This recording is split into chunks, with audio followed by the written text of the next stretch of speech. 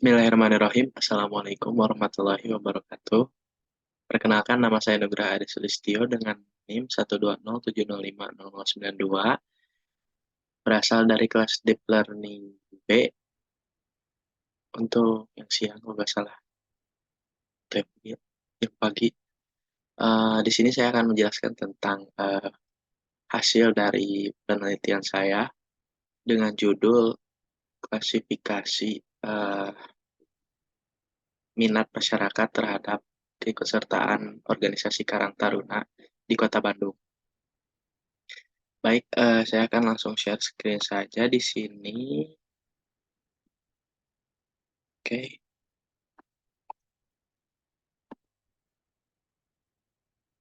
oke.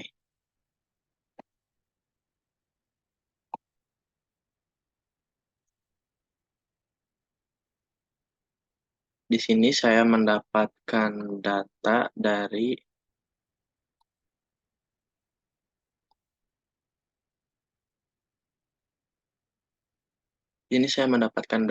dari berbagai macam sumber, tentu saja.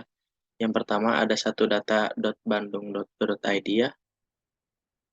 Kemudian ada juga open data bandung.go.id. Kemudian em, ada juga beberapa data yang terpisah yang saya dapatkan berdasarkan kecamatannya. Jadi, eh, business understanding saya adalah untuk mengklasifikasi ini berapa banyak sih jumlah penduduk yang ada di Kota Bandung. Kemudian saya bikin modelnya, kemudian nantinya bisa digunakan untuk jumlah penduduk di Kota Bandung ketika 2023 dan kita bisa mengetahui kiranya berapa banyak yang berminat untuk mengikuti organisasi Karang Taruna ini.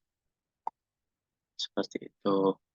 Sementara untuk data understanding-nya, kita bisa langsung buka aja ya di Colab.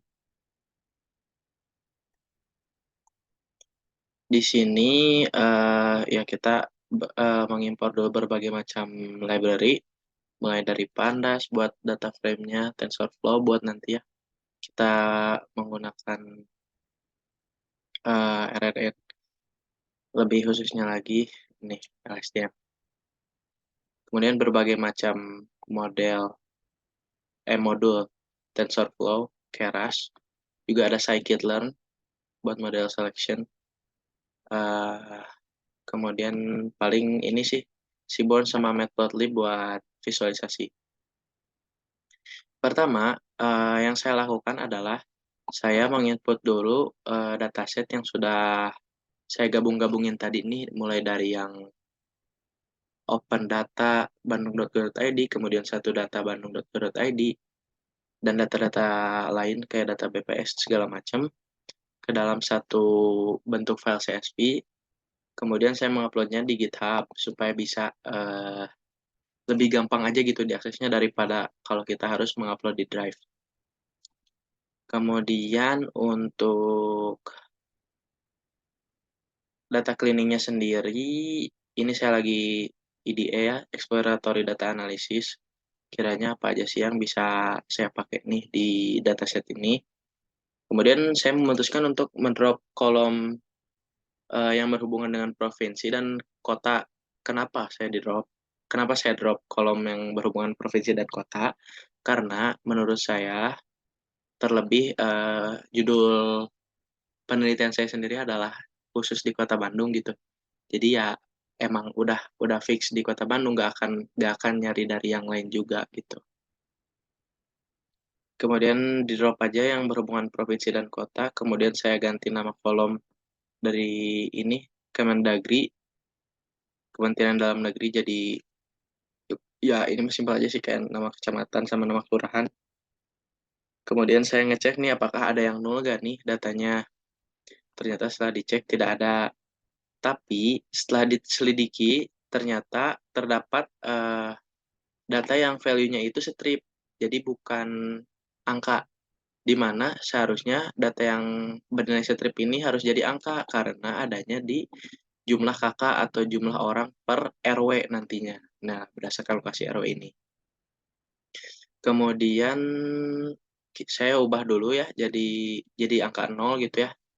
Di sini saya, sebenarnya udah berhasil, cuman ini saya untuk jaga-jaga aja sih, kayak lebih lebih apa ya, lebih lebih bukan lebih kompleks ya, lebih profesional lah istilahnya kayak gitu, biar, aman juga gitu, biar lebih optimal juga di sini, pakai try and ini. Kemudian di sini saya ngubah lah, data yang tadi yang saya bilang, masih ada stripnya, kemudian ketika udah diubah jadi 0, saya ubah lagi datanya jadi integer. Sehabis itu, saya mencari korelasi matriks kolerasinya antara si beberapa data ini, tuh.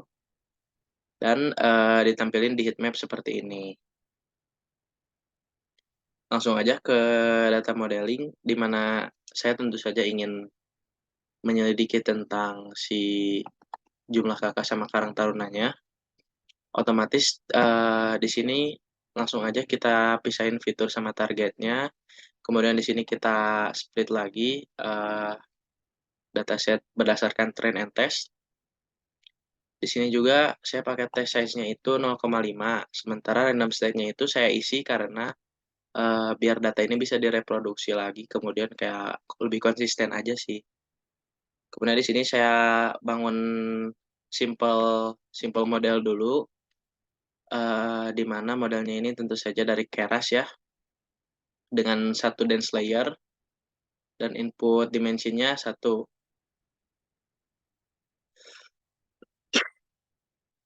Setelah saya membangun model, saya mulai compile model sama ngelatih model untuk nantinya kita bisa gunakan di, prediksi nantinya, prediksi data selanjutnya. Kemudian setelah saya cek akurasinya, ternyata hanya mencapai 10% atau 0,1. Sementara loss-nya itu sudah cukup baik ya dengan di 0,9 gitu, di mana normalnya itu kan 0,6 sampai 1,0. Kenapa, akurasinya cuma 0,1 atau 10% saja? Ini saya tanyakan juga ke beberapa teman saya yang mengalami permasalahan yang sama, dan mereka, kebanyakan menemukan sesuatu yang menurut saya juga baru gitu, yaitu adalah, data yang saya latih, data yang saya train itu terlalu sedikit untuk menggunakan yang namanya algoritma-algoritma deep learning kayak RNN, LSTM, dan lain-lain, GRU, kayak gitu, itu teh terlalu sedikit. Jadi akurasinya, tentu saja tidak maksimal. Soalnya data yang saya sudah kumpulkan itu kira-kira cuman 1.746 baris. Ya, itu sih maksud saya, ketika saya mengajukan judul ini, saya kira datanya itu akan berbentuk seperti data nama anggota, kemudian data ya pokoknya nama anggota yang otomatis akan menjadi lebih banyak gitu barisnya. Sementara yang saya temukan di BPS, Open Data, dan Satu Data itu hanya data-data seperti jumlah, dan paling detail itu adalah data per lokasi RW, jumlah karang taruna dan jumlah penduduk per lokasi RW. Jadi, mau tidak mau, saya harus menerima bahwa ini itu akurasinya hanya 10% saja. Oke, selanjutnya ini mulai kita tes ya di sini, prediksi pada data validasi, kemudian nantinya kita tampilin nih akurasinya seperti yang tadi saya bilang cuma 10% aja. Sini saya juga nampilin untuk confusion matrix atau matrix, confusion gitu, seperti itu. Nah, untuk si berarti yang saya perlukan itu, yang tidak bisa saya lakukan adalah testing. Testing untuk data selanjutnya, di mana data selanjutnya ini kan saya sebelumnya ngambil data itu yang 2021 atau 2020 gitu. Sementara data untuk penduduk dan karang taruna untuk 2021 ke atas itu kalau nggak salah belum ada untuk di Open Data, Satu Data, maupun di data-data yang lain gitu. mau itu Kaggle, mau itu repository data apapun, saya belum pernah menemukan yang data lebih dari 2020. Oleh karena itu, saya tidak bisa mengecek untuk si, eee, model yang sudah saya latih ini, seperti itu.